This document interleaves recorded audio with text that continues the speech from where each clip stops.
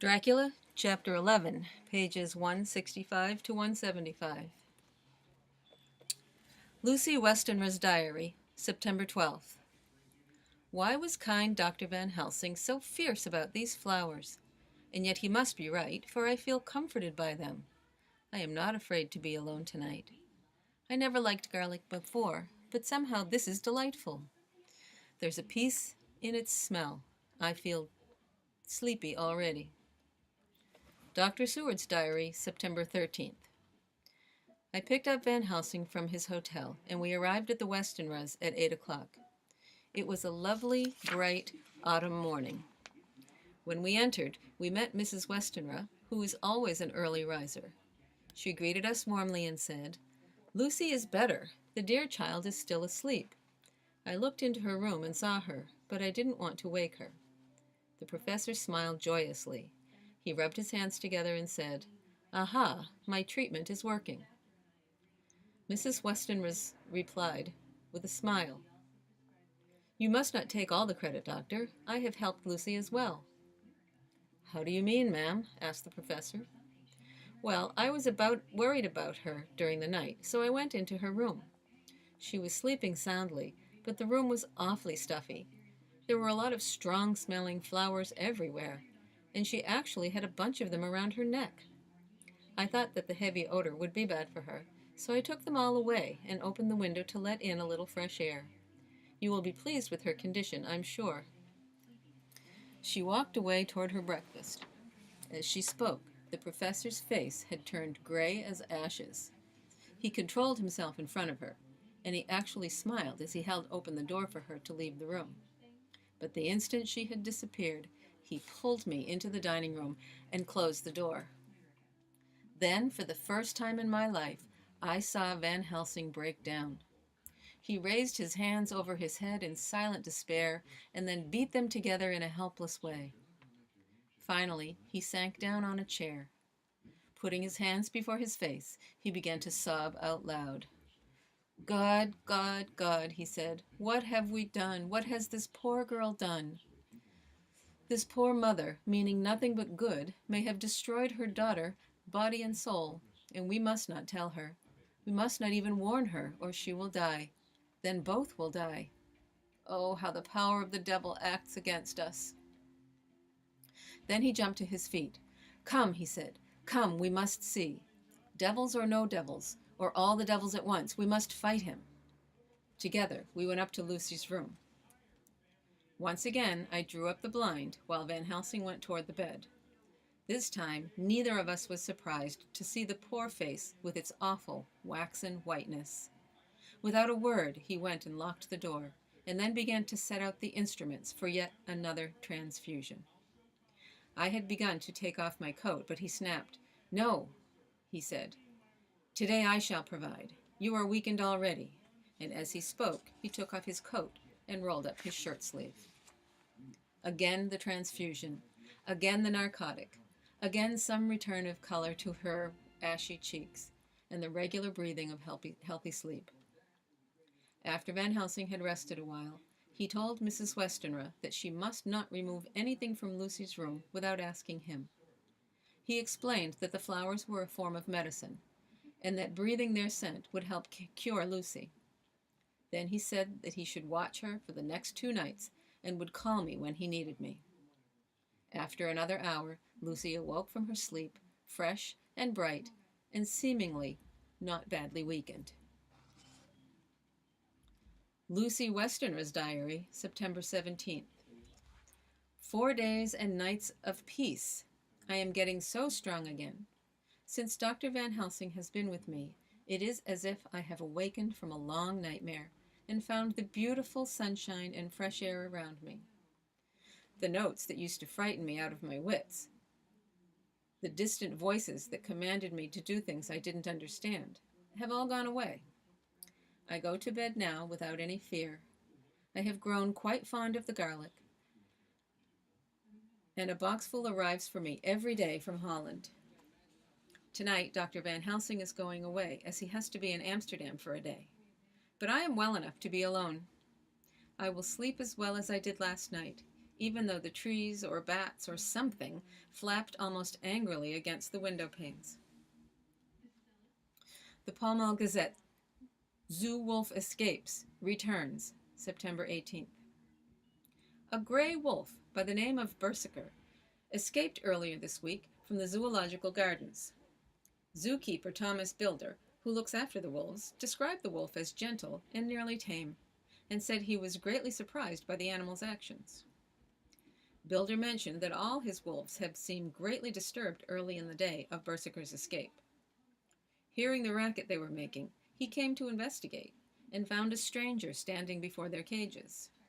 He described the man as a tall, thin gentleman whose presence seemed to greatly excite the animals. What particularly surprised Bilder was that when the zookeeper approached, Berserker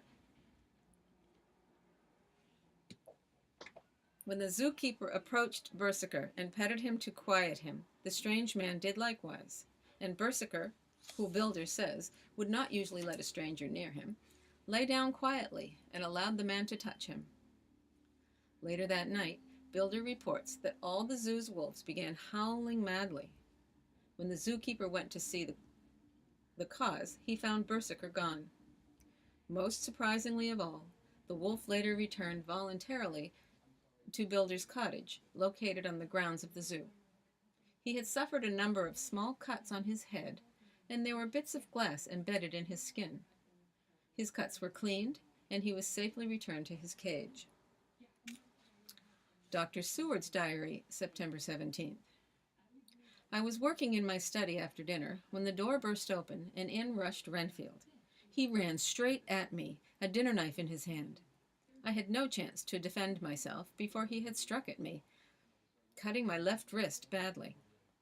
Before he could strike again, I managed to hit him with my right hand, sending him sprawling on the floor. My wrist bled freely, and a little pool was forming on the carpet. Renfield did not attempt to get up. As the attendants rushed in, he was behaving in a sickening manner. He was lying on his belly on the floor, licking up the blood, just as a dog would. To my surprise, he went with the attendants quite easily, simply repeating over and over again, "The blood is the life! The blood is the life!" I can't afford to lose any more blood. The transfusions and the strain of Lucy's illness are making me feel half mad myself. I need rest, rest, rest. Fortunately, Van Helsing has not called me, so I can sleep tonight. Telegram from Van Helsing in Amsterdam to John Seward, M.D. Due to a mistake at the telegraph office, delivered 22 hours late. September 17th. Go to Lucy tonight. If not watching all the time, frequently visit and see that flowers are as placed. Very important. Do not fail. Shall be with you as soon as possible after arrival. Dr. Seward's diary, September 18th. The arrival of Van Helsing's telegram filled me with dismay. I had lost a whole night, and I know by awful experience what can happen in a night. Surely there is some horrible doom hanging over us. Note left by Lucy Westenra, September 17th to the 18th, night. I am writing this so that no one may get into trouble because of me. I feel so weak, I am afraid I am dying, but I must leave this record of what has happened. I went to bed as usual, making sure that the flowers were placed as Dr. Van Helsing told me, and I soon fell asleep. I was awakened by the flapping at the window, which had begun after my night of sleepwalking to the cliff at Whitby. I was not exactly afraid, but I did wish that Dr. Seward was in the next room, as Dr. Van Helsing said he would be. I tried to sleep, but I could not. Then I began to feel afraid that I would fall asleep, and wished that someone was with me. I opened my door and called out, "Is anybody there?" But there was no answer. I was afraid to wake Mother, so I closed my door again. Then, outside in the bushes, I heard a sort of howl like a dog's, but deeper and fiercer. I looked out the window, but all I could see was a big bat. which I suppose had been there flapping its wings against my window. After a bit, the door opened and Mother came in. She said to me, "I was worried about you, dear, and came in to see that you were all right." She lay down beside me, still wearing her bathrobe, because she said she would only stay a few minutes. But then the flapping began at the window again. She was frightened and cried out, "What is that?" I calmed her, telling her that it was only a bat, but I could hear her poor dear heart beating so hard. And then there was the howl again, a crash at the window, and a shower of broken glass as the head of a great gray wolf broke through the window pane. Mother screamed, grabbing wildly at anything that could help her. She tore away the wreath of flowers that I wore around my throat. For a second or two she sat up, pointing at the wolf, and then there was a strange, horrible gurgling in her throat. Then she fell over, as if struck with lightning. Her falling head hit my forehead and made me dizzy. Everything was spinning, but I tried to keep my eyes on the window. The wolf pulled its head back, and something like a cloud of little shining specks seemed to come floating into the room. I tried to move, but it was as if I were under a spell. I felt helpless under the weight of poor Mother's body, which was already growing cold. I can't remember anything that happened for a while. Finally, I seemed to wake up again. Dogs all over the neighborhood were howling, and I felt dazed with pain and terror. The sounds must have awakened the maids, too, for I could hear them outside my door. I called to them, and when they came in, I saw what had happened. They began to scream and cry. They lifted Mother's body to the side of the bed and covered it with a sheet. They were nearly hysterical, so I told them to go to the dining room and each have a glass of wine. I stayed with Mother's body, but as time went on and the maids did not return, I went to the dining room to look for them.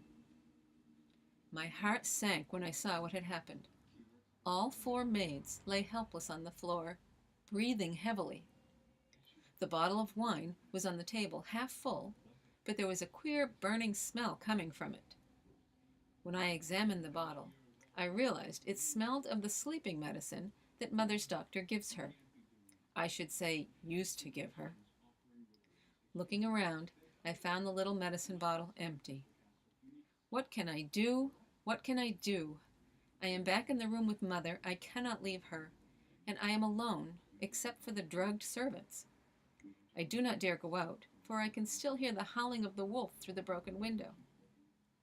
The air seems full of specks, floating and circling in the breeze that blows through the broken window. What am I to do? I shall hide this paper in my pocket, where they shall find it if I die. My dear Mother is gone. It is time that I go too. Goodbye, dear Arthur. If I should not survive this night, God keep you dear, and God help me.